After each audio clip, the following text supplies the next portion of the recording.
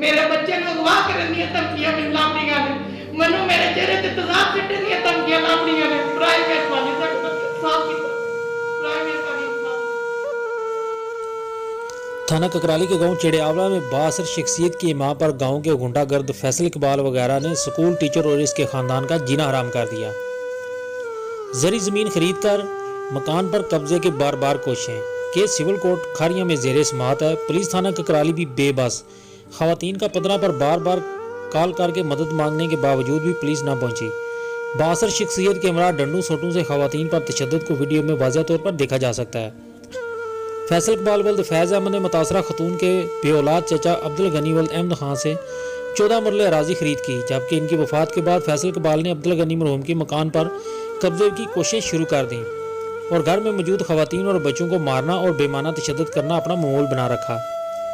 मज़ीद जानिए खतून टीचर नाजिया खानम की कोटला प्रेस क्लब में मीडिया से की गई गुफ्तगू में। जी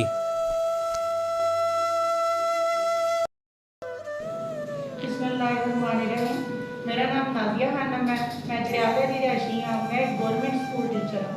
मेरे चचा अब्दुल गनी मरहूम जो कि 10 जून जिन्होंने वफात हुई है, उन्होंने अपनी जिंदगी में 14 मरले रकबा अपनी ज़राई अराजी खेवड़ 201 विचों फैसल नामी बंदे ने फरोख्त की थी।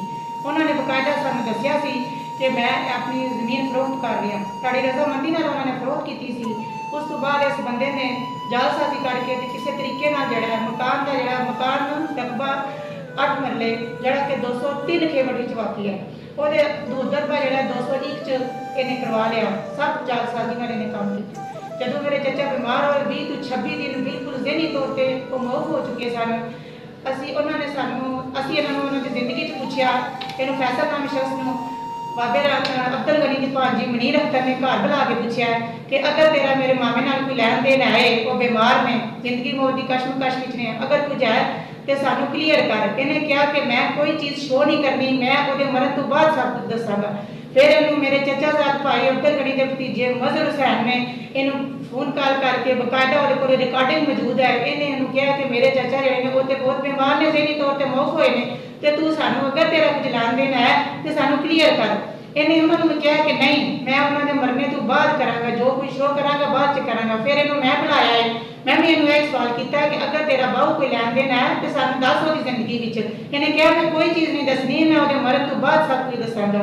उन्होंने वफात तो बाद उन्होंने अपने जो इशारे नाल गल्लां करदे सी, उन्होंने बकायदा इन्हां इशारे करके जो इहदे कोले आउंदा सी वो कहंदा सी ए चोर ने, ए चोर ने।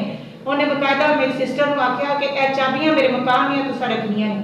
ਅਸੀਂ ਤਾਲੇ ਲਾ ਕੇ ਉਹਨਾਂ ਦੀ ਉੱਥੇ ਬਿਮਾਰੀ ਦੀ ਹਾਲਤ ਵਿੱਚ ਆਪਣੇ ਮਕਾਨ ਵਿੱਚ ਕਾਬਜ਼ ਰਹੇ ਚਾਚਾ ਮੇਰਾ। ਉਸ ਤੋਂ ਬਾਅਦ ਉਹਨਾਂ ਦੀ ਜਦੋਂ ਵਫਾਤ ਹੋ ਗਈ 5ਵੇਂ ਦਿਨ ਮੇਰੇ ਕੋਲ ਆਇਆ, ਮੈਨੂੰ ਕਹਿੰਦਾ ਚਾਬੀਆਂ ਦਿਓ। ਮੈਂ ਉਹਨੂੰ ਕਿਹਾ ਕਿ ਮੈਂ ਚਾਬੀਆਂ ਤੈਨੂੰ ਨਹੀਂ ਦੇਣੀਆਂ ਕਿਉਂਕਿ ਤੂੰ ਜਗ੍ਹਾ ਬਾਹਰੋਂ ਲਈ ਹੈ 201 ਖੇਵੜ ਵਿੱਚ 14 ਮਰਲੇ ਜਗ੍ਹਾ, ਜਾ ਕੇ ਤੂੰ ਉੱਥੇ ਕਬਜ਼ਾ ਕਰ। ਉਹ ਤੈਨੂੰ ਅਸੀਂ ਨਹੀਂ ਮਨਾ ਕਰਦੇ, ਲੇਕਿਨ ਇਹਨੇ ਕਿਹਾ ਕਿ ਮੈਂ ਜ਼ਬਰਦਸਤੀ ਇਸ ਮਕਾਨ ਤੇ ਕਬਜ਼ਾ ਕਰਾਂਗਾ। ਇਹਨੇ ਫਿਰ ਜ਼ਬਰਦਸਤੀ ਕਬਜ਼ਾ ਕਰਨ ਦੀ ਕੋਸ਼ਿਸ਼ ਕੀਤੀ ਹੈ, ਜਿਹੜਾ ਅਸੀਂ भरपूर मजामत की है, असी इन्हू कब्जा किसी सूरत नहीं करन दिता। उस तो बाद साडे पिंड की जिहड़ी पंचायत है जिहदे विच लाले अफजल दे भाई शामिल ने, उन्होंने बकायदा 2-3-4 होर साडे मुअज़्ज़ज़ बंदे शामिल सी। उन्होंने सानू कहा कि तुसीं बीबियां हो कि तुसीं इस तरह करो कि चाबियां साडे हवाले करो कि असी तुहाडा कोई ना, जब तक अदालत तुहाडा फैसला नहीं कर देंदी ते कोई 2 गल्लां च कोई बंदा जाके मकान नहीं छड़ेगा। असी उन्होंने हुक्म तामील की, लेकिन उसके बावजूद जरा ये बंदा थ्रेड करता रहा। फिर उस तो बाद इन्हें परिया के फैसले भी इन्हें रद्द करके परिया भी तोड़ दी। फिर वो पंचायत बिल्कुल खत्म हो गई सी, उसका कोई वजूद नहीं छिड़िया।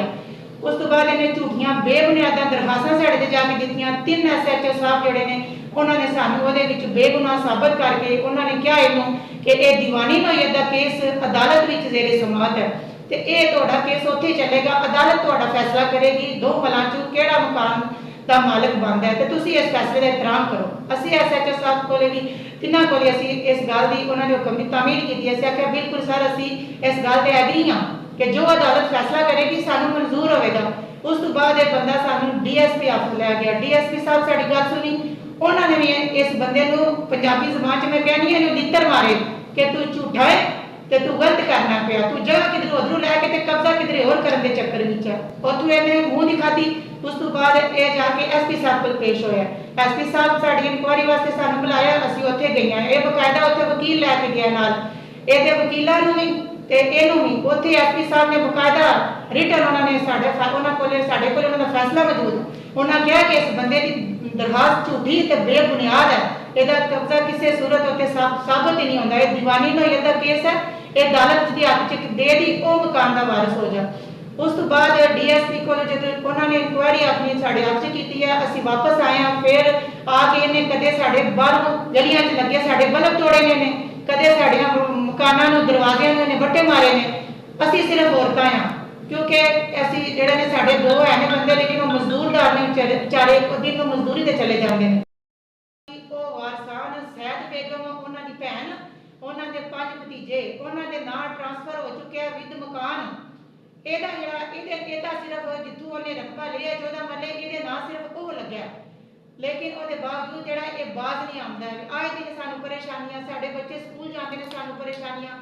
ਉਸ ਤੋਂ ਬਾਅਦ ਇਹਨੇ ਕੀ ਕੀਤਾ ਕਿ ਹੁਣ ਪਿੰਡ ਸਾਡੇ ਦੇ ਜਿਹੜੇ ਸ਼ਰਤ ਸਾਨੂੰ ਨਾਸਰ ਨੇ ਉਹ ਇਹਦੇ ਨਾਲ ਸ਼ਾਮਲ ਨੇ, ਉਹ ਇਹਨੂੰ ਸਪੋਰਟ ਕਰਦੇ ਨੇ ਪਏ। ਲਾਲਾ ਅਫਸਰ ਮਰਹੂਮ ਬਹੁਤ ਅੱਛੇ ਆਦਮੀ ਸਨ, ਬਹੁਤ ਇਨਸਾਫ ਪਸੰਦ ਆਦਮੀ ਸੀ ਤੇ ਸੱਚ ਦੀ ਗੱਲ ਕਰਨ ਵਾਲੇ ਬੰਦੇ ਸੀ, ਲੇਕਿਨ ਉਹਨਾਂ ਦਾ ਬੇਟਾ ਖਲੀਲ ਅਫਜ਼ਲ ਬਿਲਕੁਲ ਉਹਨਾਂ ਦੇ ਆਪੋਜ਼ਿਟ ਟੁਰਦਾ ਪਿਆ।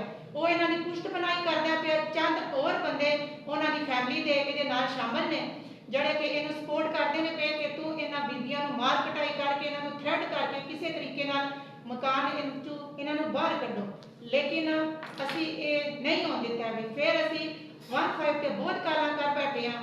ਥਾਣੇ ਵਾਲੇ ਆਏ ਨੇ, ਫਿਰ ਆਏ ਨੇ ਐਸਐਚਓ ਸਾਹਿਬ 2 ਦਿਨ ਪਹਿਲੇ ਆਏ ਨੇ, ਉਹ ਤਾਲੇ ਲਾ ਕੇ ਗਏ ਨੇ। ਉਹਨਾਂ ਕਿਹਾ ਕਿ ਦੋਏ ਵੱਲ ਪਾਬੰਦ ਹੋ, ਕੋਈ ਬੰਦਾ ਤਾਲਿਆਂ ਨੂੰ ਹੱਥ ਨਹੀਂ ਲਾ ਲਗਾ।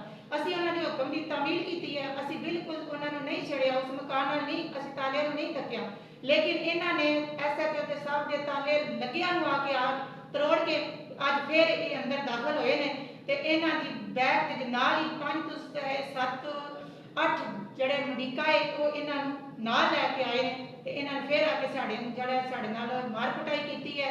ਮੈਨੂੰ ਲਾਲੇ ਅਫਸਰ ਦੇ ਮੁੰਡੇ ਖਲੀਲ ਅਫਜ਼ਲ ਨੇ ਮਾਰਿਆ, ਮੈਨੂੰ ਧਰੋਇਆ।